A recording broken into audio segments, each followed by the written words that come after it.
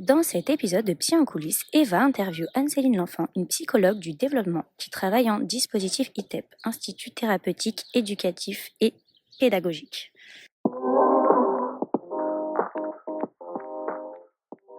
Bonjour Madame L'Enfant, vous êtes psychologue en CESAD. Pour commencer cet entretien, je voulais vous demander comment vous expliqueriez en une phrase votre métier à un enfant de 12 ans? Bonjour, je suis psychologue du développement. Je travaille dans un CESAD ITEP pour enfants et adolescents accueillis pour un trouble du comportement et du caractère.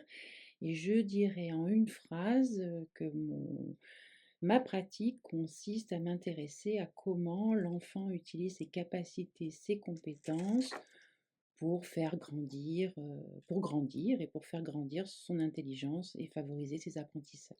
Merci. Vous êtes donc psychologue en CESAD dans un ITEP. Pourriez-vous nous expliquer en quelques mots votre parcours de formation?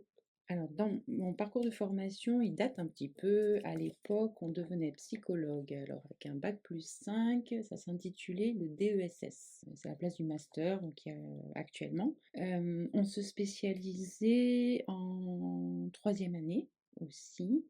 Et voilà, ça s'appelait donc maîtrise et puis après DESS avec un stage. À l'époque, on s'appelait psychologue du développement. Aujourd'hui, c'est un autre intitulé. Je crois que c'est handicap inclusion sur Montpellier. C'est très intéressant le nom des psychologues. Et dans l'institution, j'ai trouvé à me nommer du psychologue du développement. Entendu. Que pourriez-vous nous dire, dans le cadre de ce métier de psychologue du développement, que pourriez-vous nous dire des différentes activités, tâches que vous êtes amené à dérouler dans une journée, par exemple, pour mener à bien vos missions?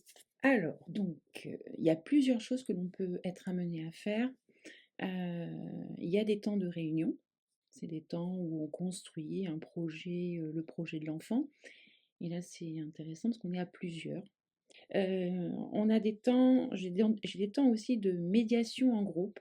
Ça aussi, c'est très intéressant auprès d'enfants. On utilise des différentes médiations. Ça peut être de l'art, ça peut être des contes, ça peut être enfin, en tout cas, une autre manière d'aider les enfants à pouvoir s'exprimer et à être entendus. Des rencontres avec les partenaires, bien sûr, puisque l'enfant est dans différents lieux de vie, avec les parents, des rencontres avec l'enfant, bien sûr, des temps de régulation de la pratique. Je peux avoir aussi des temps de formation, de lecture. C'est très important de pouvoir lire. Des temps d'études de dossier, des temps de bilan, des temps d'entretien psychologique avec l'enfant ou avec le parent ou avec les éducateurs ou les enseignants qui suivent voilà, les enfants. Voilà, en gros, différents temps qui peuvent être ponctués dans ma journée, voire dans la semaine. Quelles sont vos méthodes thérapeutiques d'accompagnement des enfants accueillis? Alors, en CCA-LITEP, on accueille des enfants et des adolescents qui ont connu donc un développement affectif perturbé. L'engagement de leur désir d'apprentissage culturel n'a pas toujours été favorisé. Ce que je propose, c'est d'appréhender leur développement en leur laissant déjà beaucoup de place à l'expression, à leur expression, à leurs compétences, mais comment ils parlent.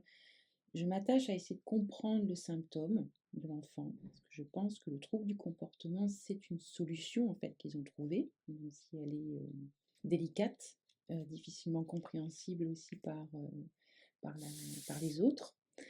Et donc, je vais tenter d'entendre l'enfant dans sa dimension thérapeutique et éducative. Je vais essayer aussi de border ce qui peut faire ouverture pour l'enfant, afin de lui laisser un espace pour qu'il puisse dégager ce symptôme. Je vais m'atteler aussi à cheminer vers sa place de sujet pour favoriser un peu son écriture. Ce que j'appelle l'écriture, c'est sa façon de s'inscrire dans l'espace social, de devenir citoyen.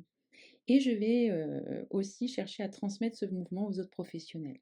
Dans l'accompagnement, d'une manière plus spécifique du psychologue de développement, ben, je suis du côté des apprentissages et je vais utiliser la médiation cognitive. En fait, je vais porter attention à comment l'enfant va raisonner, comment il va cheminer dans sa pensée, comment il fait pour comprendre. Tout un chacun, on attrape des savoirs d'une certaine manière. Ben, je vais m'intéresser à comment l'enfant fait. Et c'est à partir de cette analyse, et je vais essayer d'inviter même l'enfant à pouvoir le découvrir aussi par lui-même pour qu'il puisse s'appuyer de ses stratégies, repérer comment lui il fait, comment lui il apprend, pour pouvoir, j'allais dire, utiliser ses savoir-faire quand il y a besoin d'attraper un savoir. Je vais tenter de favoriser la construction des savoirs par ça, par ses savoir-faire et ses savoir-être. Donc j'utilise la médiation cognitive. Médiation cognitive, ça peut être à partir de jeux, ça peut être à partir des ateliers de raisonnement logique de Piaget et Longeau, ça peut être le PEI. Voilà, c'est d'apporter des aides à la construction des outils de la pensée, et ça rentre en complément de l'éducation scolaire, professionnelle aussi, et amener enfin aussi l'enfant à développer des compétences pratiques, savoir inventer, structurer, faire des abstractions, jouer beaucoup avec le raisonnement logico-mathématique parce que je trouve que dans les écoles, dans les collèges, on utilise encore beaucoup ce type d'intelligence, pour le dire comme ça. Voilà, voilà, donc c'est la médiation cognitive et c'est donc tenter d'aider l'enfant à comprendre et comment il apprend, apprendre à apprendre. Donc finalement, beaucoup de temps, on a entendu le nombre d'activités que vous êtes amenés à dérouler. Est-ce que par rapport à cette réalité du métier, il y a un décalage entre les attentes que vous aviez à l'endroit de l'exercice en CESA d'ITEP et la réalité du métier? Ou entre les attentes du métier de psy et écologue et la réalité du métier de psychologue? Entre mes représentations Oui, et la réalité, oui.